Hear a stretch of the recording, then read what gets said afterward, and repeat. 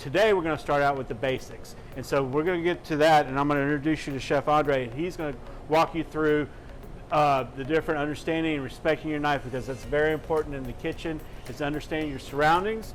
It's okay to come in and have fun, but it's not a place to play. Knife is the most important tool that the chef owns. You know, you're going to use that if you walk in the kitchen. You're going to use the knife every single day. And that's something that's really personal. Your knife for a chef is really personal. This knife I had over 25 years, and now you can see my name is on it. So everybody in the kitchen know that it's my knife and not to use it. Now the other thing you have to make sure is your knife is really sharp. You know, a sharp knife is your best friend. Most of the accidents who happen in the kitchen when you cut yourself is because your knife is dull.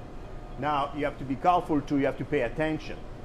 Make sure that you put your knife on the side, point it down, and then when you move around people, you tell them you're coming.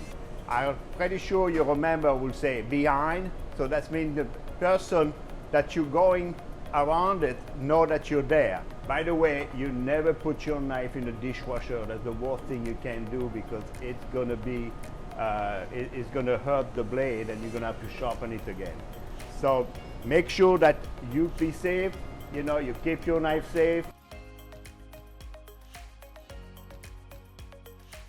What do? We need to sharpen those knives once in a while. So the best way to sharpen the knife is to use a stone. I'm using here is a whetstone, that's the most common. And what we're gonna do is use this stone as 3 stones. One is coarse, then we have a medium grain, and then a really fine grain. So I'm gonna put a little bit of oil on the stone. Now, something important when you sharpen a knife are the angle. If you start with your knife like that, you know you're at 90 degrees. So you go halfway, you know you're gonna be at 45. And then you go down 20, and then a little bit more, and you got 10%. Now what I wanna do is first do some stroke the whole length of the knife, so from the toe to the heel, and put some pressure. So usually the pressure is about 4 or 5 pounds of pressure. So when I got there about 5-6 times, then I'm going to move from coarse to medium. So about 5-6 times, and now we move to the fine one and feel each side, and I can see which side. So right now I feel it's pretty nice, pretty sharp.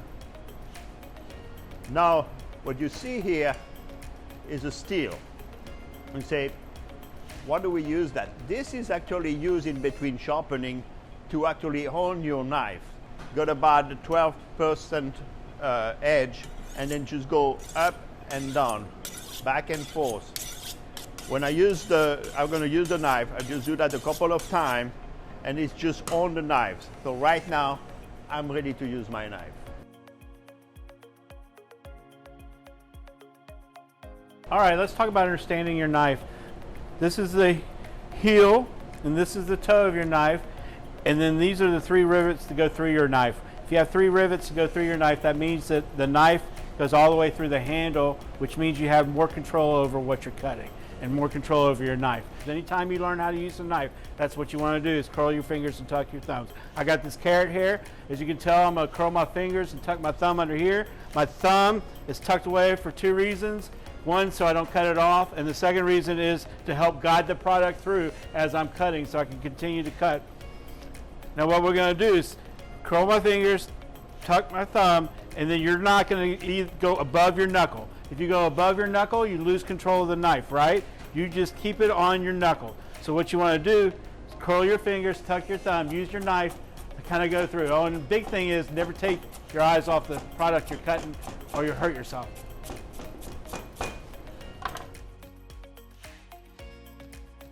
Let meat rest before serving, especially roast, so juices have time to recirculate through the meat.